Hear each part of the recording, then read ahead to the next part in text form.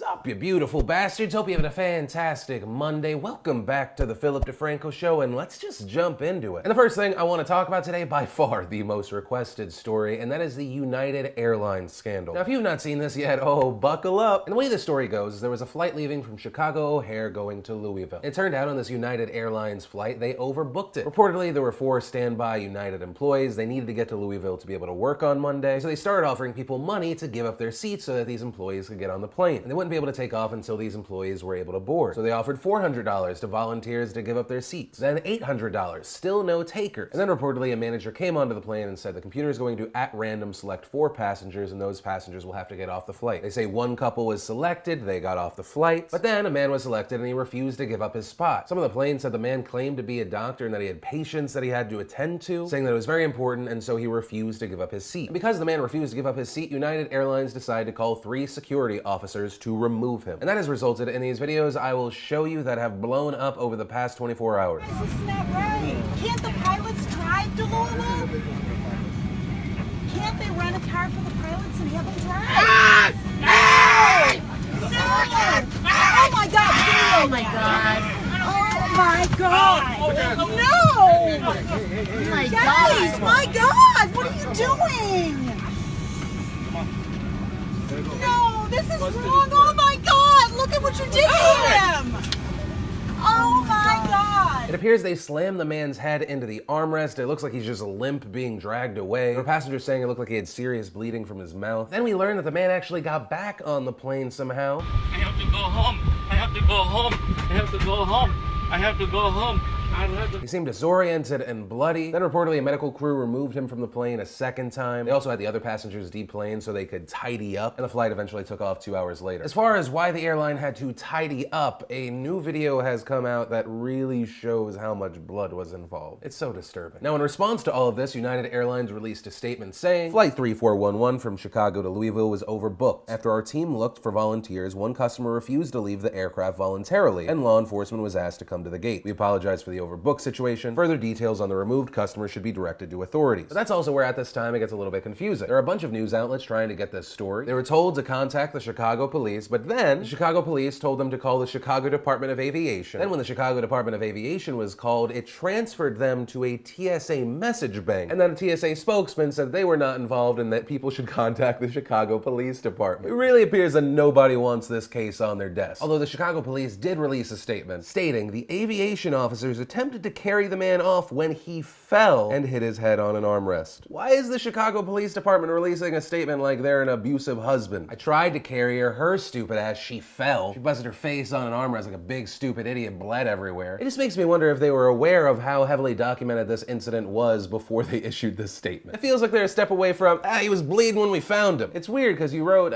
he fell, but this video shows him aggressively being pulled and dragged. I no longer know who to believe. Apparently the Chicago Police Department hopes someone thinks. And here's what I'll say as far as my opinion. This ultimately is the responsibility of United Airlines. So to United Airlines, go fuck yourself. I will never book a flight personally through you again. If for some reason, if someone ever books me on a United Airlines flight and they do not fix it in the future, I will take that opportunity to remind people that this happened on your airline. Fuck you and fuck those 3 security officers that handled that man that way. You're garbage and everyone saw you be garbage. And this whole situation stemmed from the most annoying thing that airlines do these days, and that's overbooking. If there are 100 seats on an airplane, sell 100 tickets. If you have 4 employees that might need to use that airplane, maybe keep those seats open. Also, if you are going to screw someone out of their seat, preferably do it before they actually board the airplane. You scan my ticket, the full transaction has been completed as the point of no return or the point of no take backsies. To use a legal term, we all remember no take backsies versus the United States of America 1967 Supreme Court case. Main point, do it before he gets on the plane. Also, as far as United Airlines, I don't know why they offered 400, then 800, and then they were like, we're just gonna kick some of you off. There's room where they could have offered more money. In the United States, if you are involuntarily bumped from your flight, and that flight to get another one is gonna be over 2 hours, which I'm just gonna go out on a limb here and say Chicago O'Hare to Louisville, that's gonna be the case. The Department of Transportation in the United States of America requires that person to be compensated by up to $1,300. So why not offer $1,200 before you order 3 guys to forcibly remove someone, and they do so in a manner that slams a man's man's head into an armrest. Unless you yourselves are also annoyed by the overbooking situation and you actually plan for this situation to go down this horribly, so people choose not to fly United Airlines and so you never have any more overbooking problems. And that's really the only bizarro world argument you could have where this is not the worst thing ever for United. But the last thing I want to point out here is I feel like United and Pepsi have been able to do what so few people have been able to do in the past. Unite people from all different walks of life, but of course they had to do so the way that I've always said. The world can't unite around hope. The world can only unite around hate. Hate and criticism of someone or something else. Last week we got Pepsi. It was tone deaf, it was stupid, it was pandering, it was the commercialization of activism. And this week we have United bringing the world together to go, what the fuck? You messed up in your booking procedures and you punish your customer? Not only with inconvenience, but with physical violence. But also, hey, that is just my opinion. Maybe you have a different takeaway from this, whether you agree or you disagree with me. I'd love to know your thoughts on this story. I, as you probably can tell, have some feelings on the matter, but I'd love to know what you're thinking. Also, a quick update. As I was reporting on this story, the CEO of United Airlines released a statement saying this is an upsetting event to all of us here at United. I apologize for having to reaccommodate these customers. I'm just gonna stop right there.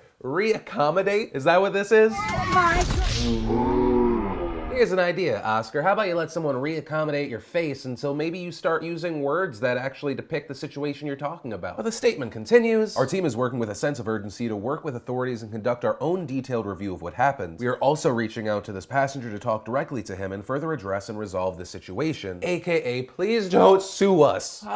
Please don't sue us. Also, to go out on this story with a fun little side fact, United Airlines CEO Oscar, who I am now going to forever call the reaccommodator, last month he received an award for being the U.S. Communicator of the Year from PR Week. If this situation is any indication, it's well deserved. But from that, I want to share some stuff I love today, and today in Awesome brought to you by the DeFranco 2024 shirt. A shirt that says, in just under 8 years, I am willing to waste my vote on Philip DeFranco unless the world is in such a dire state that Philip DeFranco is a viable option, in which case I was on the ground floor 7 years before everyone else. Or just a fun way to support the show. Either way, I'm doing a run of those shirts this week, link to that down below. And the first bit of awesome is we got our first full trailer for Thor Ragnarok. We see the goddess of death who quickly disarms Thor, lots of destruction, slow-mo Loki, and then ooh. And I'll say I'm excited, but I also can't feel out the tone of the movie. Is it dark? Is it funny? I don't know, but I know I'm gonna watch it. Come on. Then we had Louis C.K. on SNL, and on top of them, just in general, I feel like the whole episode was like the best episode they've had recently. They also opened up Louis' monologue, which was him just doing stand-up and kind of a peek behind the curtains. His SNL opening is actually about 10 minutes of 20 minutes of material that he cut from his special. That said, like most good comedy, if you hear it again, it's still funny. Then I'm sharing this because I mentioned gerrymandering a few weeks ago and people were like, I want you to talk more about it. But then John Oliver dedicated 19 minutes to it, so I'm gonna link to that video. I will say it's a bipartisan issue. I think the Republicans have done it way better in the past decade. But even if this is something that has helped your team, I think it's something that we all need to look at because it is very, very bad. It's a political tool meant to strip away people having an equal voice. And I was glad to see someone with such a big audience talking about it. And if you want to see the full versions of everything I just shared, the secret link of the day, anything at all, links as always are in the description down below. Then I want to talk about big law enforcement news. You may have seen the headline, Taser International, although now it's called Axon, is launching a program to offer free body cameras to every police officer in America. Wow, how giving. And so you see that headline, the question instantly becomes, why would a big company give away stuff for free? That seems to go against the general purpose of most any corporation. Well, here's the other part of that pitch. Axon also said it will provide supporting hardware, software, data storage, training, and support to police departments free for 1 year. It's the cheap and free printer business model. You give people a piece of hardware, potentially at an initial loss of money, so that over a long period of time you can actually make a lot more money off of them because of ink cartridges. So Axon gets to play the card of, we want accountability on our police force. So much so that we are going to give free body cameras out to police officers everywhere, and free training and cloud storage for the first year, and then you're gonna pay us a lot of money. What are you gonna do, try and buy all new body cameras because you don't want to pay us for data storage? Also, when you dive even further on this topic, you find out it's not even free. It's a free trial program. After the free trial is up, that camera costs a one-time fee of $399, while use of the company's Evidence.com platform will cost $15 to $89 per month per officer. That said, my main issue with this story is how it's being presented. I think that this could be good overall. I, unsurprisingly, am a big fan of police officers having cameras on them. One, to actually show that they did nothing wrong in instances where they were accused, and also two, to have video evidence to back up people who are mistreated by police officers. So why not take advantage of a free year of seeing what it would be like to have every officer with a body cam? One, I believe accountability is very important, but two, it also might have an economic benefit. And that'll really come down to how often police officers are actually in the wrong. Because there's a lot of time and money wasted when there are false accusations against police officers. Where if the police officer was wearing a body cam, it could be easily dismissed and they could save time and money. Unless you have a bad police department and then you're just filming your police officers doing wrong and then having to pay out more money. But even through that, you're weeding out the bad officers. And so it's on that note, I want to pass a question off to you. Do you believe the police department should take advantage of this free year trial? Yes, no, I'd love to know your thoughts here. Then let's talk about Tomi Lahren, who's back in the news. Tomi, of course, a huge conservative voice out there, getting millions and millions and millions of views on Facebook with her rants. If you've missed what's been happening with her, she works for a company called The Blaze. She went on a TV show called The View. She actually said she was for abortion rights, adding that she is not a hypocrite like other conservatives who preach that they want smaller government, but then want the government to decide what a woman does with her body. I'm paraphrasing her words, but I'll link to the clip so you see that I'm not misleading you. She was then reportedly suspended by her employer. Then there were reports that she was fired. But now we have the news that Tomi Lahren is suing Glenn Beck and The Blaze, claiming wrongful termination. To strip it down and simplify it, Tomi is claiming that The Blaze breached contract because they fired her because she expressed a political belief. I saw a few people writing that she claimed that she was being fired because she was a woman. No, anything we've seen in formal documents, it is not a protected class situation. That being where someone's fired because their race, their age, their sex, their national origin, their whatever. It seems to be purely a breach of contract case. Now, in response to this, The Blaze released a statement to reporters saying that it is puzzling that an employee who remains under contract and is still being paid has sued us for being fired, especially when we continue to comply fully with the terms of our agreement with her. And so that's a big part of their argument. They're saying, well, she's not fired. She's just not able to access her Facebook page because she's suspended indefinitely. We're still paying her. We just would rather her not perform her job and talk on camera. And so if that's the case, I'm not really sure what all she can do. Tomi Lahren's contract reportedly ends September 30th, so she might be doing this to be able to actually gain access to that Facebook page now. She might be doing this to keep the hype around her alive so that she can then jump to another network. September 30th is kind of far away. And the thing is, I don't know how long she'll be able to keep this energy alive. And the reason for that is something that's reportedly in her employment agreement. And that's a choice of law/arbitration provision. And that provision states that all disputes, claims, and controversies arising out of or relating to any provision of this agreement, or the breach or alleged breach thereof, shall be settled by confidential arbitration in Dallas. Which means that unless there is some insane outlier that no one's talking about right now, this will most likely be handled confidentially. And that will likely result in a settlement, but there's a possibility we'll never really know what happened. And actually, on the back end of this story, the last thing I want to do today is I want to address something that people have been talking about. There's been rumor and speculation that the Philip DeFranco show may be canceled. And I just want to say, no, that is 100% not the case. Now, there are a lot of things happening behind the scenes, a lot of which I cannot talk about. Part of that also relates to why I'm shooting in a fucking bedroom. It's also stuff that's been hurting how much time I can actually put into these shows. But I did want to take this moment to dismiss those claims and also put anyone that is concerned at ease. There is a lot of garbage and annoying things that I'm having to deal with right now, but it is all leading to a much bigger, better, and brighter future. And once I get to a point where I am very excited to talk to you about what's going to happen. That's actually where I'm going to end today's show. And remember, if you liked this video, you like what I do on this channel, hit that like button. If you're new here, hit that subscribe button. Also, if you missed the last Philip DeFranco show, you want to catch up, you can click or tap right there to watch that. If you want to see today's brand new vlog, click or tap right there to watch that. But that said, of course, as always, my name's Philip DeFranco. You've just been filled in. I love yo faces, and I'll see you tomorrow.